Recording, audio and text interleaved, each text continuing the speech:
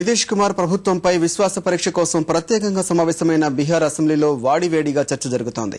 భాజపా ఏకపక్ష పోకడలే కూటమి విచ్ఛిన్నానికి కారణమన్న జేడీయూ ప్రజల మద్దతు తమకే ఉందని ప్రకటించింది. జేడీయూ నిర్ణయాన్ని నమ్మక ద్రోహంగా అభివర్ణించిన భాజపా రాష్ట్ర ప్రజలు మోసం చేసినందున నితీష్ సర్కారుకు పదవిలో కొనసాగే హక్కు లేదని వెంటనే రాజీనామా చేయాలని డిమాండ్ చేస్తూ సభ నుంచి వాకౌట్ చేసింది. నితీష్ సర్కారు విశ్వాస పరీక్షపై తీవ్రస్థాయిలో వాదనలు కొనసాగుతున్నాయి.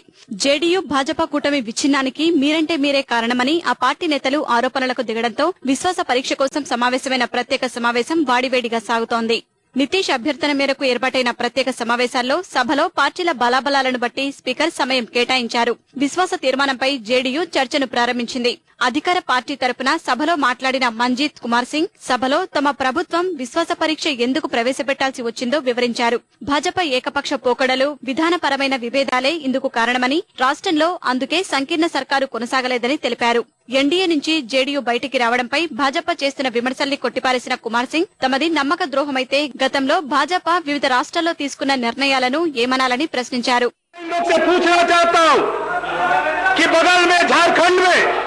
जेएम की सरकार और बीजेपी की थी, वहां राष्ट्रपति शासन लगा, वहां किसने गठबंधन धर्मों के साथ विश्वासघात करने का काम किया। और उत्तर प्रदेश में मां दलितों की सरकार थी, मायावती की सरकार थी, 2 बार इन लोगों ने समझौता किया और 2 बार महादलितों के सरकार को इन्होंने उत्तर प्रदेश में गिराने का काम किया।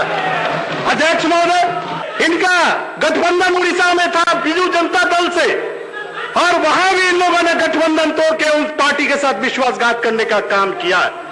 अध्यक्ष महोदय, आंध्र में चंद्रबाबू नायडू जहां समर्थन देते थे एनडीए को, उनके साथ भी इन लोगों ने विश्वासघात करने का काम किया। आज बिहार में भी इन्होंने दल के साथ विश्वासघात करने का अध्यक्ष महोदय काम किया।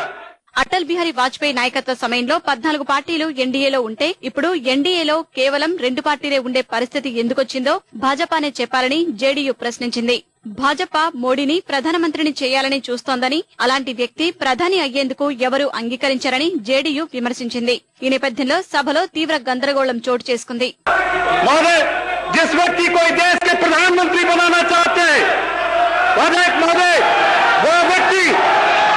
प्रधानमंत्री होने लायक नहीं है, किसी कीमत पर देश के लोग वैसे व्यक्ति को प्रधानमंत्री के रूप में नहीं मान सकते। आप कहता है कि एनडीए को बहुमत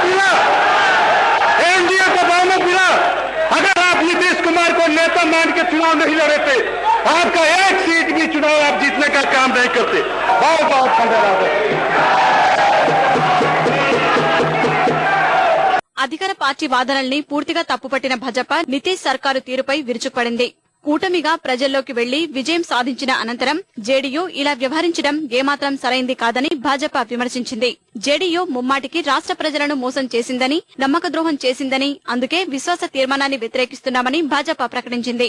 వచ్చే ఎన్నికల్లో ప్రజలే జేడీయూకు సరైన గుణపాఠం నేర్పుతారన్న ఆ పార్టీ నేతలు నితీష్ కుమార్ కు పదవిలో కొనసాగే అర్హత లేదన్నారు. ఆయన వెంటనే రాజీనామా చేయాలని డిమాండ్ చేశారు. అర్ధాంతరంగా కూటమి నుంచి ఎందుకు వైదొలిగారని ప్రశ్నించారు. तब भी ये इस प्रकार का व्यवहार क्यों हुआ?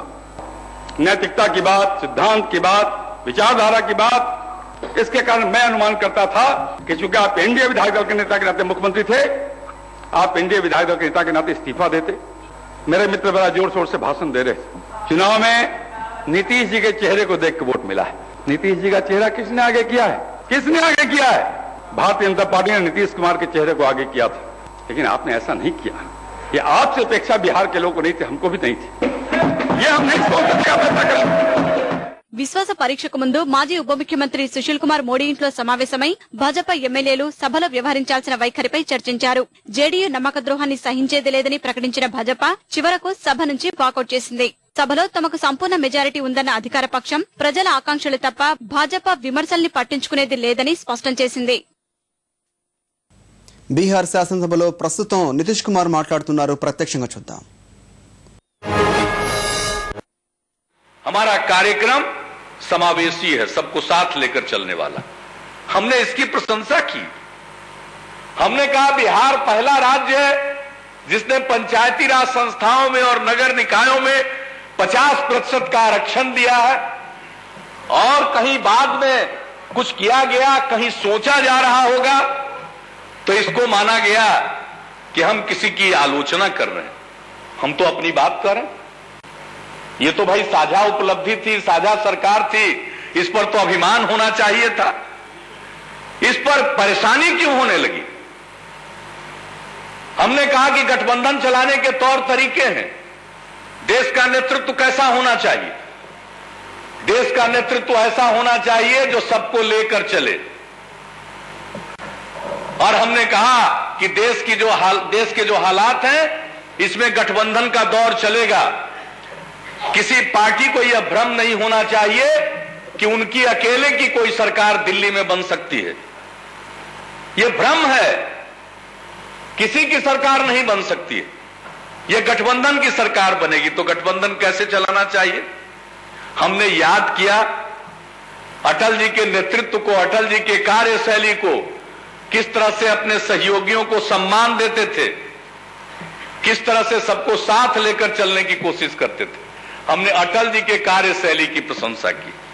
इसको भी माना गया कि हमने किसी की आलोचना की। हम अपनी बात करें, बिहार के विकास की चर्चा करें, बिहार के समावेशी विकास के मॉडल की चर्चा करें, सब मानते थे कि हमने किसी के खिलाफ कोई भाषण दिया। ऐसा क्यों? अगर आज बोल रहे हैं कि हम साथ थे और आपने छोड़ दिया, तो आज नारा बिहार की जनता का तो लगा नहीं रहे थे।